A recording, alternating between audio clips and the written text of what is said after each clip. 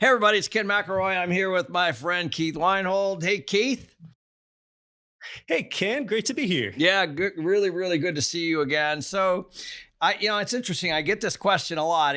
As you know, when we teach, a lot of times people don't let stuff in. They have their bias, they have their mindset. A lot of times it's fixed. Sometimes it's who they grew up around. Sometimes it's the friends they're with. Doesn't really matter, but I don't know about you, how you are, but for me, sometimes I get in my own way when when I have a mindset or I'm super fixed on something and I'm actually not even really listening. I'm I'm solving or distracted or interrupting or something like that. And so I want to chat with you about mindset because I think once I got out of my own way, once I started to be a little bit more present, once I started to let things come in and to try to understand the other person's position. And by the way, I think that's exactly the issue we have when you watch TV right now, especially. So let's talk about this because I think at the end of the day, everybody wants wealth, and they wonder how are they going to get there, but they don't realize that it starts, as you know, in this 6 inches right here. Can you explain a pivotal point between your words and your actions? And I know you have a lot to say around this topic. I have so much energy around mindset. And, it's interesting when you tell someone if you want to go from normal or middle class, whatever you want to call it, to wealthy, and you can define wealth in either having free time or having more money or both. I think most people would agree that, okay, I need to think differently in order to get a different result. But then, Ken, as soon as you tell them what those different things are, they get a little bit scared. Really, I think the one thing that people need to be scared about and have a healthy fear of is a fear of normalcy. Okay, you, the listener, did not wake up to be mediocre. So if you think about the fact that you do need to think differently, just take a look at all the great visionaries of the world, people that had an outsized impact in the world, from Henry Ford to Steve Jobs, Sarah Blakely, Elon Musk. If you want to live an extraordinary life and make an extraordinary impact on others, then you need to make extraordinary decisions and get away from normalcy. And I wouldn't ask your viewer to do anything that I haven't done, Ken. So, what are some examples of some outsized decisions that I've made that didn't appear normal? And really, these are the things, Ken. It's funny. I think when you think of mainstream society's reaction to some of these decisions you make, you really want to make people go, "You're doing what, Keith? You're doing what, Ken?" That's actually a positive reaction. As long as you're well thought out, that might be the place you want to be. Years ago, I moved from Pennsylvania to Anchorage, Alaska. That kind of thing that makes people go, what? But I needed to make an extraordinary decision to get what I liked in life. I can be in a city of 300,000 people, but yet there's great access to skiing and mountaineering. The first home I ever bought made normal people say, "You're doing what?" That was a fourplex building in Midtown Anchorage where I lived in one unit and rented out the other three. And actually, this is a actionable thing for your audience, Ken. You, as a person with no experience, can buy a fourplex building. It's the biggest building you can buy with just a 3.5% down payment and an FHA loan, as long as you live in one of the units for at least 12 months. And your bottom line credit score only needs to be 580. So that's an actionable way to start, but it was getting out of normalcy. That was the important thing. More than 5 years ago, I quit my job and I launched the podcast as early as 2014. Again, people didn't even know what a podcast was then. Kind of unusual. So these are just some very concrete examples of how, if you want to live an outsized life, you need to do outsized things. Normalcy, if you think about it, Ken, that's really something that was rewarded in high school. You're rewarded for fitting in high school. But when you reach adulthood, you're really rewarded for standing out. Mark Twain actually has some great quotes around this, Ken. One of Mark Twain's lesser known quotes, but I think it's a great one. Mark Twain said, "Go out on a limb. That's where the fruit is."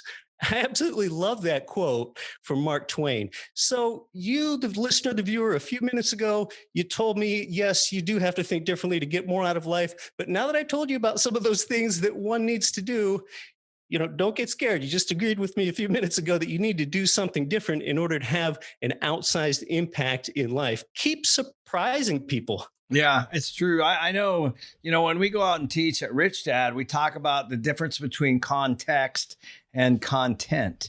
And, context is, how you think, and content is the information. So if your glass is only so big, you got to expand your glass and let more stuff in. I know most of my friends grew up poor, or at least middle class or below middle class, Mine and too. they still kind of have kind of a that drive in them, and a lot of times, not every time, I'm now bumping around with people that have lots of money, and they're a little bit more entitled, a little bit more soft, because they kind of grew up with it. And, what do you think the difference between a poor mindset around money and a rich mindset around money looks like from your view?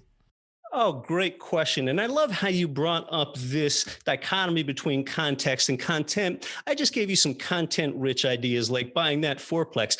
Contextually, to go from poor or middle class to wealthy, again, you need to think differently. And this is going to sound scary.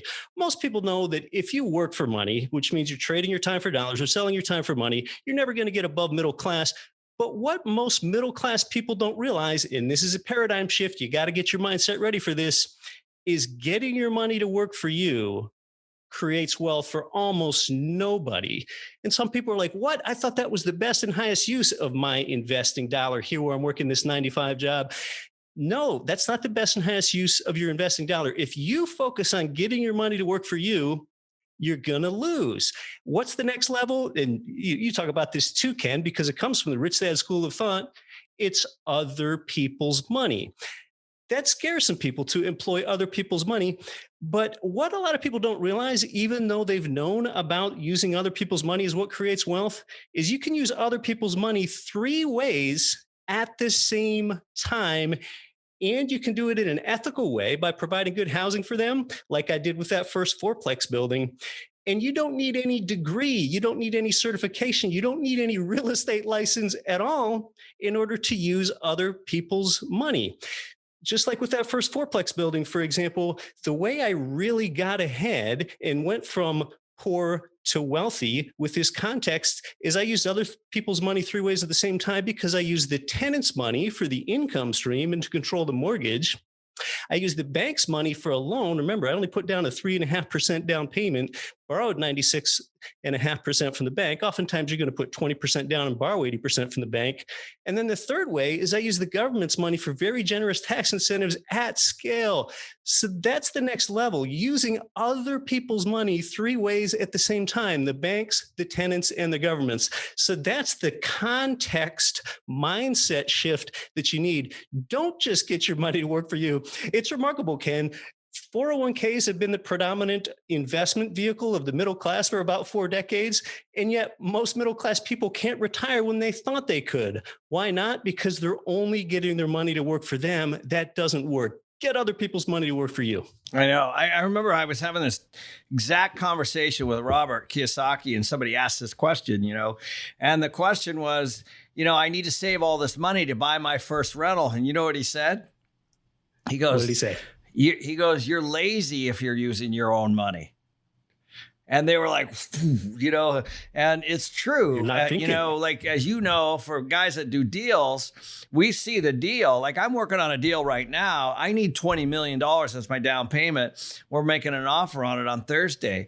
I'm not quite sure how I'm going to get the money yet. I mean, I do have a network, and I put some pokers out there, and, we have ways to raise capital.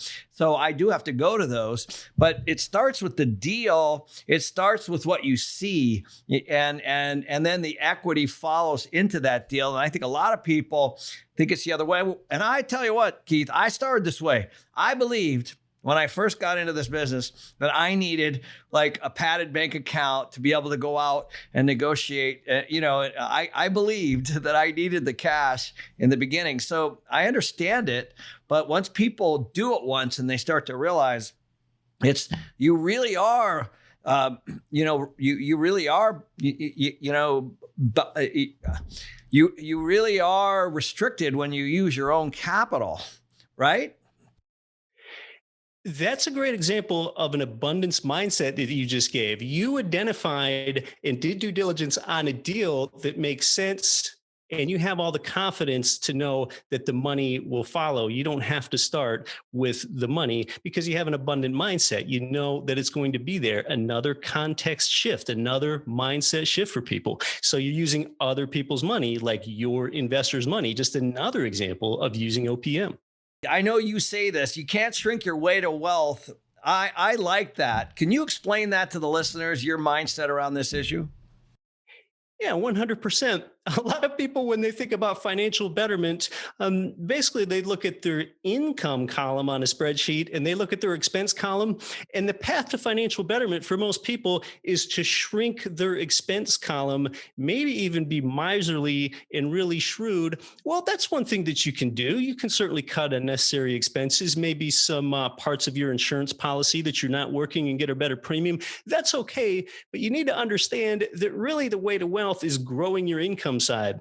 Every time you reduce your expense side, or at least most times, you're diminishing your quality of life. You're never going to get that time back. You're never going to get that vacation that you did not go on back. Yes, you shrank your expense column, but you're probably into budgeting.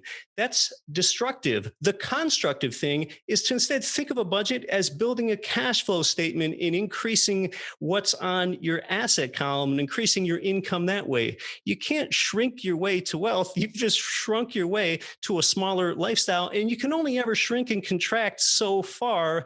And it also dispirits you to be skipping, your Friday date dinner or whatever. So when you expand your upside, your income column, it's unlimited as to what you can create. You can't shrink your way to wealth. You can only shrink your way to a diminished quality of life.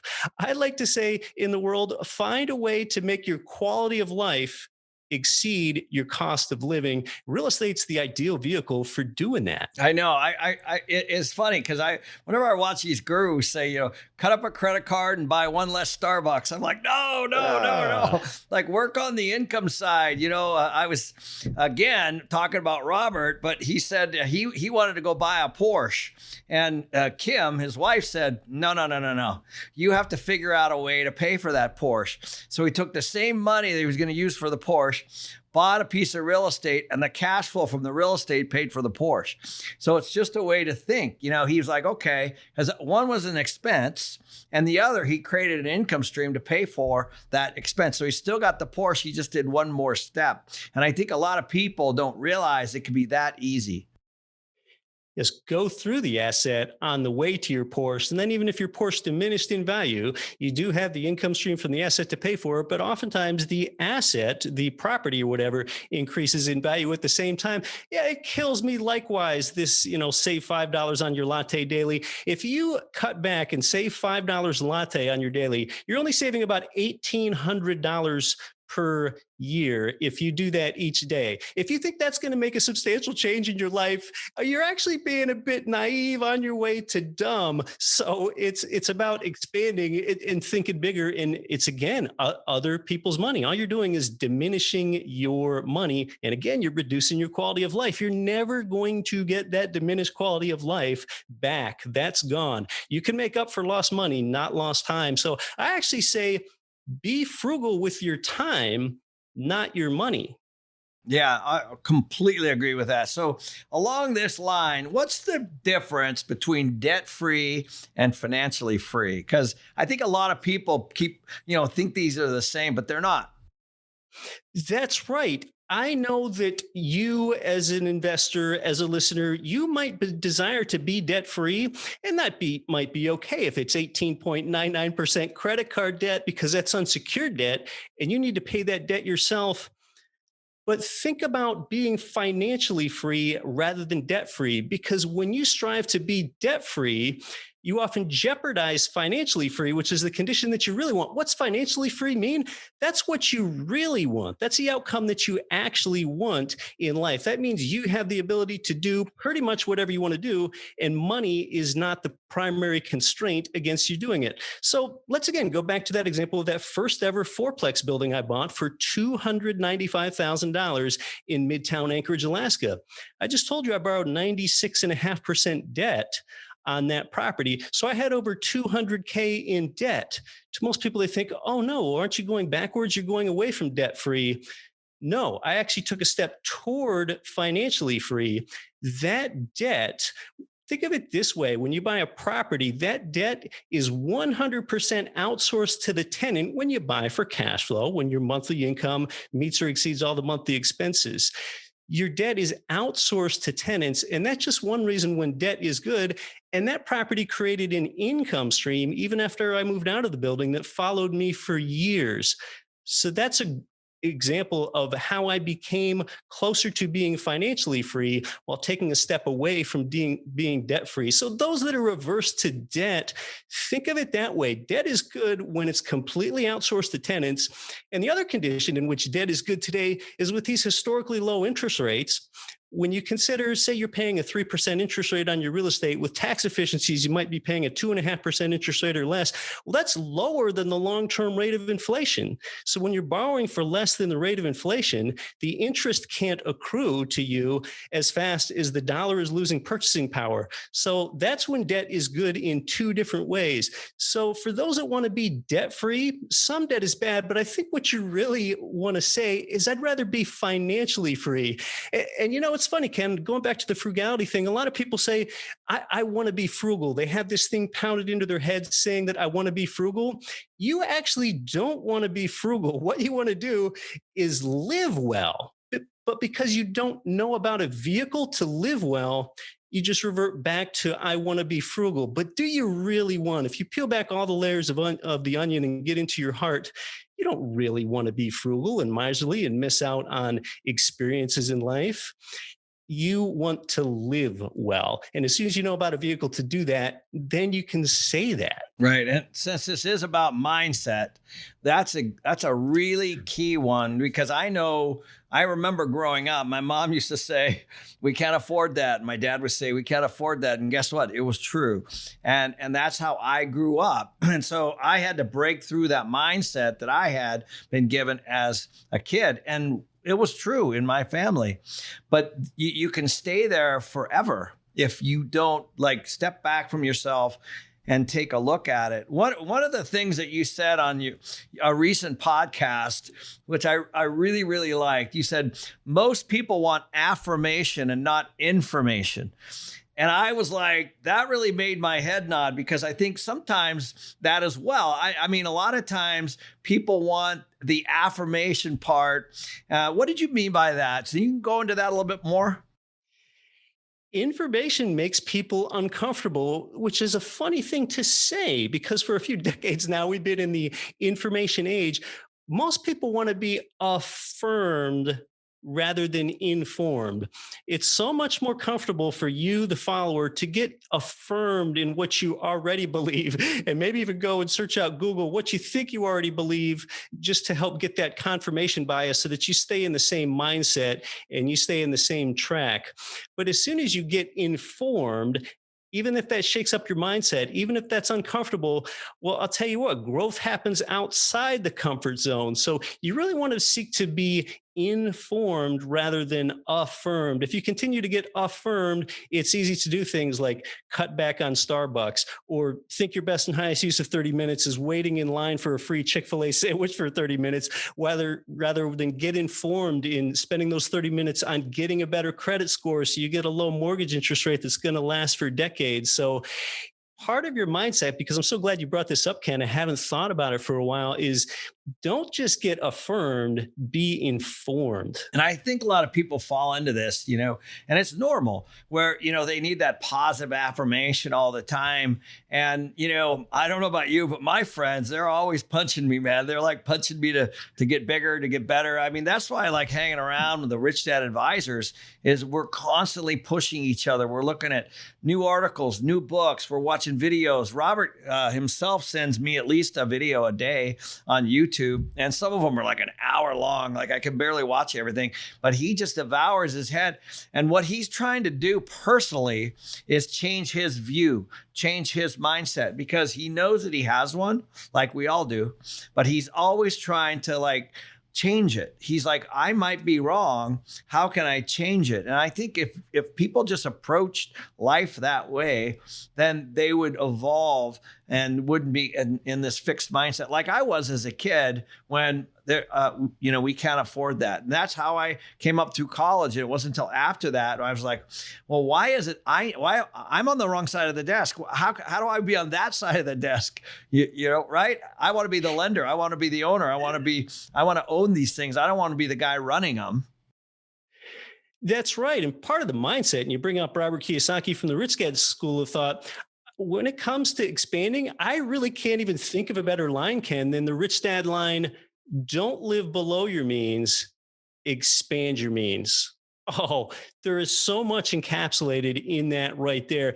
I pay someone $60 to mow my lawn because I cannot afford to do it. The hour that would take, and changing the lawnmower filter and cleaning out underneath the lawnmower, the opportunity cost of that just does not make it worthwhile for me. I'm living below my means, for example, when I'm mowing the lawn. And I know maybe if you don't have a lot of money or you're just starting out, maybe you can't do that. Maybe you think that it would be more efficient for you to mow the lawn, but no, I have someone mow my lawn because I found a better and higher use for my time, and learning and putting into practice some of these concepts that we're talking about, like leverage and arbitrage and cash flow and so on. Those things are already working for me silently. Leverage and arbitrage and cash flow, they're working to my benefit. So I can let someone mow my lawn. Just an example don't live below your means, I expand your started off means. mowing lawns as a kid, man. I needed guys like you. I was running around the neighborhood with a lawnmower, trying to make a few bucks. And that's how I started back in the day.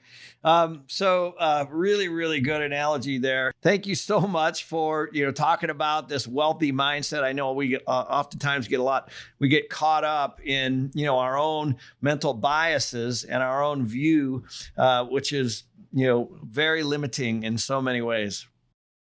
Yeah, we really need to stretch out of that. I talk about these things every week on the Get Rich Education podcast, every week since 2014. Yeah. Thanks, Keith. Good seeing you again. Good to see you, Ken. Take care. Cheers.